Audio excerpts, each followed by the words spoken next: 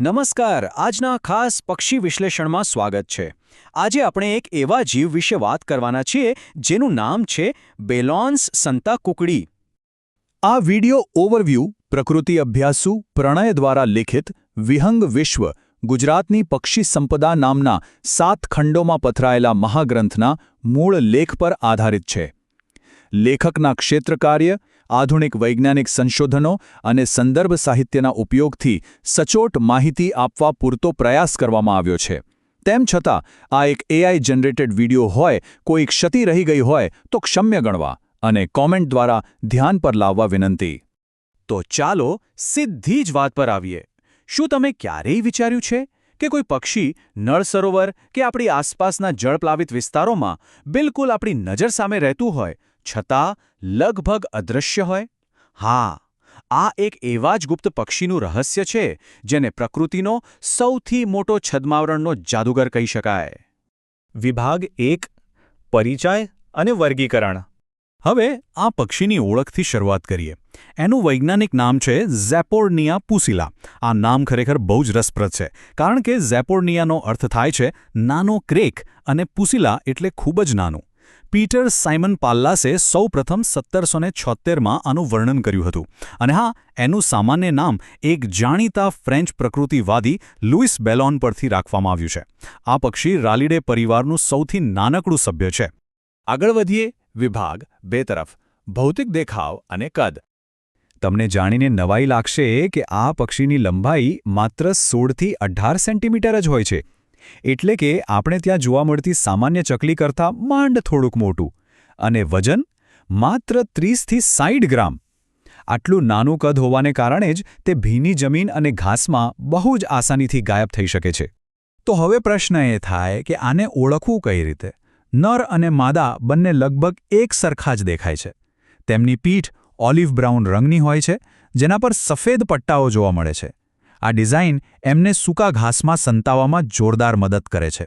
એમનું માથું અને છાતી રાખોડી રંગના હોય છે, અને શરીરની બાજુઓ પર કાળા અને સફેદ રંગના આડા પટ્ટાઓ હોય છે। એમની ટૂંકી પીળાશ પડતી લીલી ચાંચ અને હળવા લીલાશ પડતા પગ એમને કાદવમાં ચાલવા અને વાતાવરણમાં ભળી જવામાં પૂરો સાથ આપે છે। હવે જોઈએ વિભાગ 3 રહેઠાણ અને ભૌગોલિક વિતરણ। અહીં એ જાણવું જરૂરી છે કે આ પક્ષી એક શિયાળુ મુલાકાતી છે। ઉનાળામાં તે મધ્ય એશિયા અને ઉત્તર ભારતના ઠંડા વિસ્તારો જેમ કે કાશ્મીર અને હિમાચલ પ્રદેશમાં પ્રજનન કરે છે, અને પછી ઠંડી વધે એટલે એ દક્ષિણ તરફ લાંબો પ્રવાસ ખેડે છે। શિયાળામાં આ પક્ષી ગુજરાતના નળ સરોવર, થોડ અને છારીદંડ જેવા ભેજવાળા વિસ્તારોમાં ખાસ કરીને ઘાસ અને બરુના ઝુંડમાં પોતાનું ઘર બનાવે છે। તે ડાંગરના ખેતરોમાં પણ જોવા મળી શકે છે। વિભાગ 4 આહાર અને પ્રજનન। તો સૌથી અગત્યની વાત એ છે કે આટલું નાનું શરીર એને જીવિત રહેવામાં કઈ રીતે મદદ કરે છે? તે બહુ જ ચપળતાથી ગાઢ વનસ્પતિઓ વચ્ચેથી પસાર થઈ જાય છે। તે પાણી અને કાદવમાંથી નાના જંતુઓ, કૃમિ અને જળ વનસ્પતિના બીજ શોધીને ખાય છે। અને પ્રજનન ઋતુની વાત કરીએ તો ઉનાળામાં તે ગાઢ વનસ્પતિની વચ્ચે જમીન પર જ એકદમ છૂપો અને નાનો માળો બનાવે છે, જેથી શિકારીઓની નજરમાં ન આવે। આગળનો પડાવ છે વિભાગ 5 સ્વભાવ અને વર્તણૂક। અહીં એક બહુ જ રસપ્રદ વિરોધાભાસ જોવા મળે છે।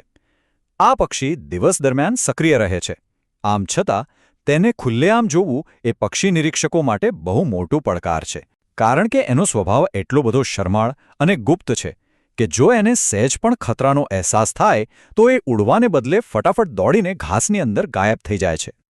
આ જ કારણસર પક્ષીવિદો મોટાભાગે તેને જોવાને બદલે માત્ર તેનો અવાજ સાંભળી શકે છે। એનો અવાજ બહુ જ તીક્ષ્ણ અને ઝડપી હોય છે, જાણે કે કટ્ટર કટ્ટર અથવા ક્રેક ક્રેક।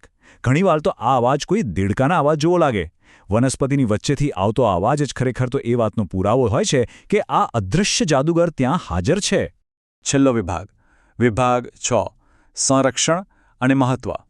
અને આ માહિતી સ્પષ્ટપણે દર્શાવે છે કે આ પક્ષીની સંરક્ષણ સ્થિતિ શું છે। વૈશ્વિક સ્તરે IUCNની યાદીમાં આ પક્ષીને ઓછામાં ઓછું સંકટગ્રસ્ત ગણવામાં આવે છે, કારણ કે એનો વ્યાપ ઘણો મોટો છે। પણ હા, ભારતીય વન્યજીવ સંરક્ષણ કાયદા મુજબ તેને શિડ્યુલ 2માં મૂકીને ખાસ કાનૂની સુરક્ષા આપવામાં આવી છે। એક બીજી રસપ્રદ વાત, જો આ પક્ષીઓને એકદમ સુરક્ષિત અને કુદરતી વાતાવરણ મળી રહે તો તેમનું સરેરાશ આયુષ્ય 4 થી 7 વર્ષ જેટલું હોઈ શકે છે. આટલા નાના અને નાજુક પક્ષી માટે આ ખરેખર એક નોંધપાત્ર જીવનકાળ કહી શકાય. બેલાઉન સંતાકુકડી કદાચ રોજબરોજના જીવનમાં બહુ જાણીતું નામ નથી, પરંતુ તે આપણી વેટલેન્ડ ઇકોસિસ્ટમ અને જળભૂમિની સમૃદ્ધિનું એક જીવંત ઉદાહરણ છે. અને આખરે આ બધું આપણને એક મહત્વના સવાલ તરફ લઈ જાય છે. આ રહસ્યમય પક્ષીઓ અને આવા અનેક જીવોના અસ્તિત્વ માટે અત્યંત જરૂરી એવી આ જળભૂમિની ગાઢ વનસ્પતિઓનું આપણે વધુ સારી રીતે રક્ષણ કઈ રીતે કરી શકીએ. પ્રકૃતિનું આ રહસ્ય ખરેખર મનન કરવા યોગ્ય છે.